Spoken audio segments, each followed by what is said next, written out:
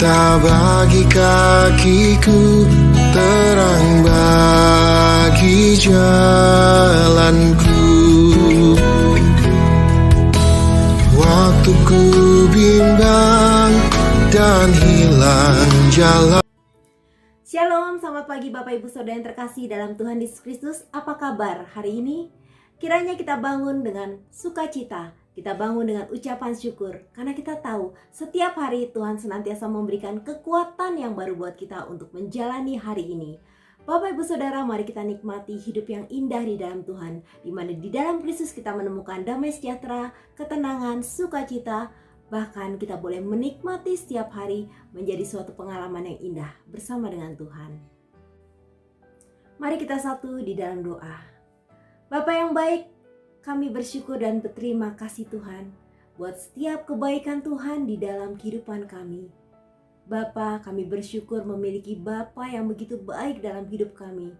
Sehingga Tuhan, setiap hari kami boleh merasakan kekuatan penyertaan yang Tuhan nyatakan di dalam kehidupan kami. Bapa, sungguh kami bersyukur boleh hidup di dalam Engkau, boleh menikmati akan setiap hal yang Tuhan berikan di dalam kehidupan kami. Bapa, kami tidak mau berjalan seorang diri, kami tidak mau berjalan dengan kekuatan kami sendiri. Kami mau terus melekat erat padamu Bapa.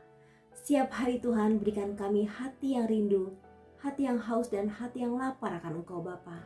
Dan biarlah Tuhan, setiap hari Tuhan menyempurnakan kehidupan kami, boleh berkenan di hadapan-Mu. Terima kasih banyak Bapa, pada hari ini kami rindu untuk merenungkan kebenaran firman Tuhan. Engkau yang berbicara buat kami ya Bapa. Kami siap untuk mendengarkan kebenaran firman Tuhan. Dalam nama Tuhan Yesus, Engkau urapi hamba-Mu dan Engkau berkati Bapak Ibu Saudara semuanya. Dalam nama Tuhan Yesus kami berdoa. Haleluya. Amin. Tema kita pagi ini, bebas dari belenggu setan. Dasar pembacaan firman Tuhan terambil dari Efesus 6 ayat 12. Karena perjuangan kita bukanlah melawan darah dan daging, tapi melawan pemerintah-pemerintah, melawan penguasa-penguasa, melawan penghulu-penghulu dunia yang gelap ini, melawan roh-roh jahat di udara. Bapak Ibu Saudara yang terkasih, sebagai seorang yang lahir di kota Jakarta, saya sangat tidak percaya dengan hal-hal yang berhubungan dengan kuasa kegelapan. Karena buat saya, hal itu sangat tidak masuk logika. Sampai suatu saat Tuhan bawa kami masuk ke dalam dimensi ini.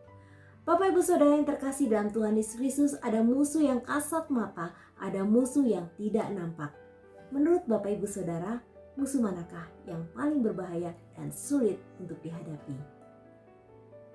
Firman Tuhan hari ini membawa kita pada dimensi lain yang tidak kasat oleh mata, yaitu penghulu dunia yang gelap dan roh-roh jahat di udara.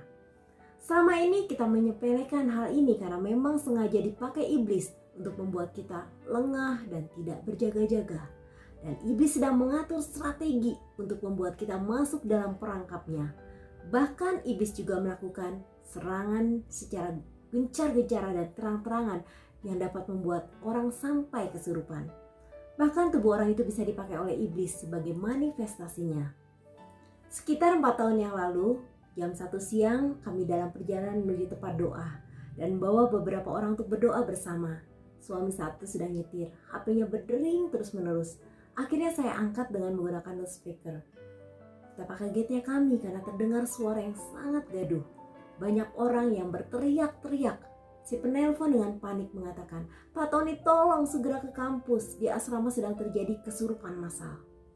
Akhirnya kami menepi dan suami mendoakan lewat telepon. Keadaan sangat hektik. Mereka kewalahan karena harus naik turun tangga untuk mengatasi situasi ini. Terdengar teriakan di lantai 1, tidak lama kemudian di lantai 2 dan 3. Suami mengarahkan agar mereka semua berkumpul di aula. Semua pengurus PMK harus standby dan terus berdoa, pujian dan penyembahan, serta minta hamba Tuhan terdekat untuk melayani. Pada saat itu kami sangat dilema. Di satu sisi kami ingin langsung meluncur ke Jatinangor. Namun di sisi lain kami harus pelayanan dan berdoa bersama. Setelah itu kami harus mengantar pulang beberapa ibu lansia sampai ke rumah mereka masing-masing. Akhirnya jam 9 malam kami baru tiba di kampus. Sebelum turun saya sempatkan telepon anak kami Yoel dan memberitahukan kalau kami terlambat pulang dan minta dia untuk tetap berdoa. Saya pun berdoa agar Tuhan tutup bungkus anak kami yang sendirian di rumah ini dengan kuasa darah Yesus. Jessica yang ikut bersama kami juga turut kami doakan. Sesampainya di asrama, suasana luar biasa mencekam. Beberapa mahasiswa kesurupan, mereka mengamuk dan berteriak-teriak. Mereka menyebut nama-nama setan yang sedang bertengger dalam tubuh mereka. Pelepasan berlangsung lama sampai jam 3 pagi. Ketika mereka sudah sadar, di situ kesempatan mereka ditantang untuk mengundang dan menerima Yesus sebagai Tuhan dan Juru Selamat masuk ke dalam hati dan hidup mereka. Dan roh-roh jahat tidak akan lagi mampu menguasainya. 1 Yohanes 4 ayat 4 berkata, sebab roh yang ada di dalam kamu lebih besar daripada roh yang ada di dalam dunia ini. Saya, suami, dan Jessica juga mahasiswa yang lain menyaksikan langsung dengan mata kami sendiri bagaimana saat setan merasuki manusia, tubuh manusia itu dikendalikan total, bahkan manusia itu tidak punya daya sama sekali untuk menolak perintah setan.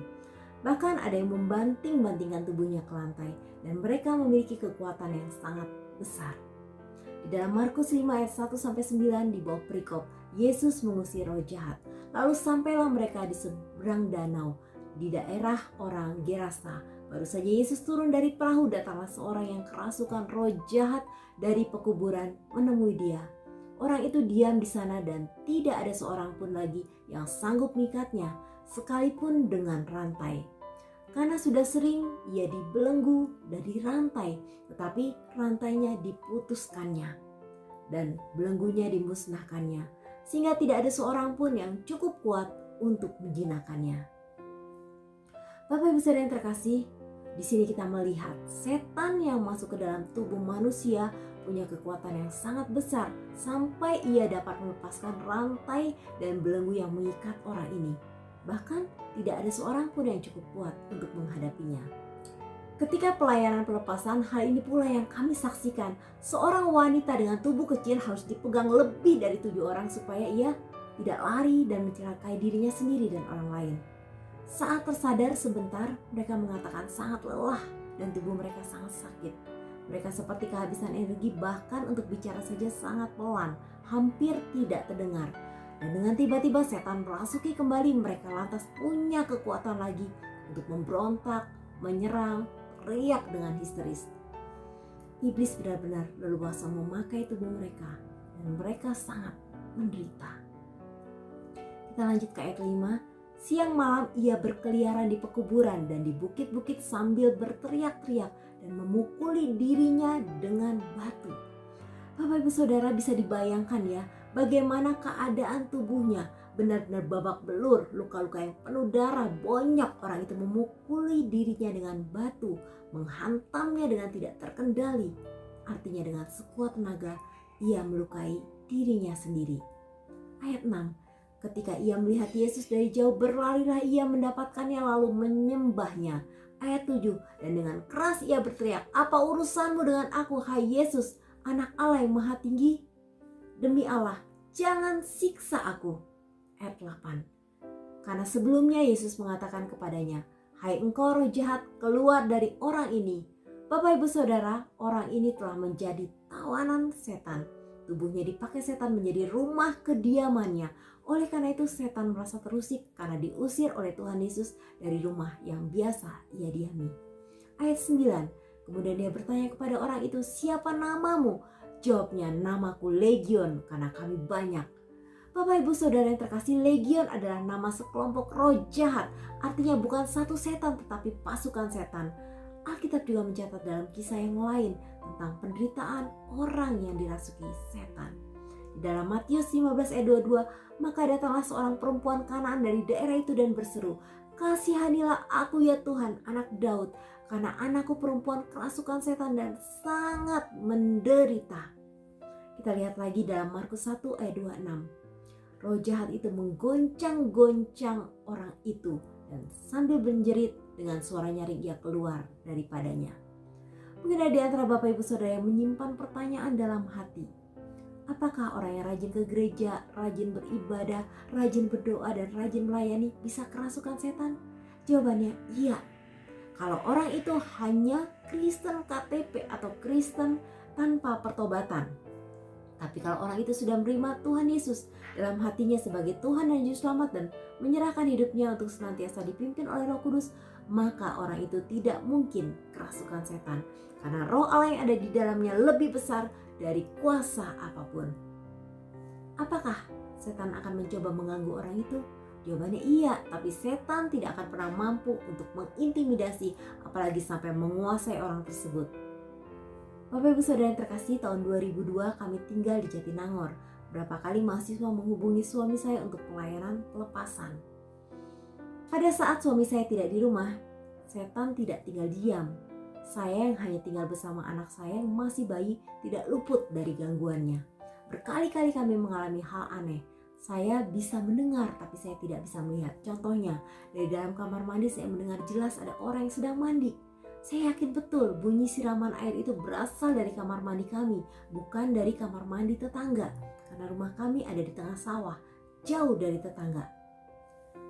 Waktu saya dengar suara itu, saya gendong anak saya peluk anak saya kencang-kencang, dan saya berjalan ke arah kamar mandi.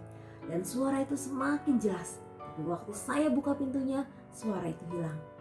Kejadian lain adalah setelah pulang pelayanan, kami langsung istirahat. Tapi menjelang kami akan tidur, dengan jelas kami mendengar ada orang yang menaiki tangga percis di depan kamar kami. Tapi setelah dicek, suara itu juga hilang. Kejadian lain juga dialami oleh mahasiswa yang menginap di rumah kami. Sekitar jam 2 pagi kami terbangun karena mendengar teriakan histeris dari mahasiswa tersebut. Saat dia terbangun, dia merasa seperti berada di tengah kuburan. Dia ketakutan dan menjerit. Waktu kami jumpai, anak itu wajahnya pucat dan basah oleh keringat. Malam itu kami doa dan penyembahan mengusir roh jahat. Setelah itu setan-setan tidak lagi mengganggu kami. Bapak Ibu Saudara, banyak hal iblis bisa masuk dalam kehidupan seseorang. Yang pertama, seseorang itu masih ada keterikatan dengan kuasa kegelapan. Contohnya, sering berkomunikasi dengan nenek moyangnya yang sudah meninggal atau minta petunjuk dari paranormal. Yang kedua, orang itu memegang opo-opo, jimat atau susuk yang dipasangkan di dalam tubuhnya maupun disimpan di dalam rumahnya. Yang ketiga, orang itu mengikuti pesugihan agar dagangannya laris manis, usahanya maju, uangnya banyak, bisnisnya semakin berkembang. Yang keempat, orang itu masih menyimpan benda-benda pusaka yang diisi dengan roh-roh halus. Yang kelima, orang itu berobat ke dukun ketika mengalami gangguan kesehatan. Bagaimana kita bisa lepas dari belenggu setan? Yang pertama, undang Yesus masuk ke dalam kehidupan Bapak Ibu Saudara. Yang kedua, berdoa secara pribadi dan buat keputusan supaya Tuhan Yesus tinggal tetap dalam hati Bapak Ibu Saudara. Yang ketiga, akui segala dosa dan pelanggaran kita di hadapan Tuhan. Yang keempat, minta Roh Kudus senantiasa menguasai hati kita dan memimpin totalitas hidup kita. Yang kelima, musnahkan semua jimat-jimat, benda-benda keramat lain yang Bapak Ibu Saudara miliki. Keenam, jangan pernah lagi berhubungan dengan dukun dan paranormal dalam bentuk apapun. 7, jangan berkomunikasi dengan leluhur yang sudah meninggal, karena semua itu hanya manifestasi setan. Kedelapan, hidup baru dalam Kristus dan tinggalkan kehidupan yang lama. 9, mengikuti pemuritan atau pembinaan rohani sehingga iman kita bertumbuh dan kita tidak lagi terintimidasi oleh kuasa kegelapan dan kehidupan masa lalu. Tuhan Yesus membebaskan kita dari belenggu dosa dan ikatan kuasa kegelapan. Ia telah memerdekakan kita. Kolose 1 ayat 13-14, Ia telah melepaskan kita dari kuasa kegelapan dan memindahkan kita ke dalam kerajaan Anak-Nya yang kekasih. Di dalam Dia kita miliki penebusan kita, yaitu pengampunan dosa. Tuhan Yesus memberkati. Mari kita satu di dalam doa. Bapa yang baik, hati kami bersyukur kepadamu, hati kami berterima kasih. Betapa cintamu yang besar atas hidup kami. Engkau menebus kami, membebaskan kami dari segala dosa, belenggu masa lalu, ikatan-ikatan kuasa kegelapan. Terima kasih ya Bapa. Darah-Mu membasuh hidup kami, sehingga kami boleh berpindah dari kegelapan kepada terang-Mu yang ajaib. Bapa, kami mau sungguh-sungguh hidup di dalam Engkau mulai hari ini, esok, dan seterusnya. Kami mau mengalami pertobatan yang sungguh-sungguh di dalam Engkau. Bapa yang baik, hamba berdoa buat Bapak Ibu Saudara yang masih terbelenggu, terikat dengan kuasa-kuasa kegelapan. Di dalam nama Tuhan Yesus, hamba berdoa kiranya Tuhan membebaskan Tuhan membebaskan dari setiap belenggu dosa, belenggu ikatan-ikatan kuasa kegelapan. Darah-Mu Yesus yang berkuasa membasuh kehidupan setiap kami. Bagi Bapak Ibu Saudara yang terkasih yang masih menyimpan jimat-jimat, opo-opo, segala sesuatu yang tidak berkenan di hadapan Allah, lepaskan. Dan biarlah kita mau mengalami pemberesan dengan Tuhan.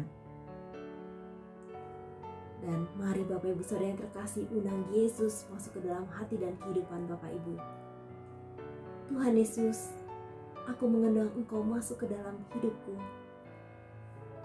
Kuasailah tata hatiku, bentuklah aku menjadi seorang pribadi yang sesuai dengan kehendak-Mu. Aku rindu menjadi anak-Mu Tuhan, menjadi milik kepunyaan-Mu. Terima kasih Tuhan, kini Engkau ada di hatiku. Terima kasih untuk kebebasan dan kemerdekaan yang Tuhan berikan. Dalam nama Tuhan Yesus kami berdoa. Amin.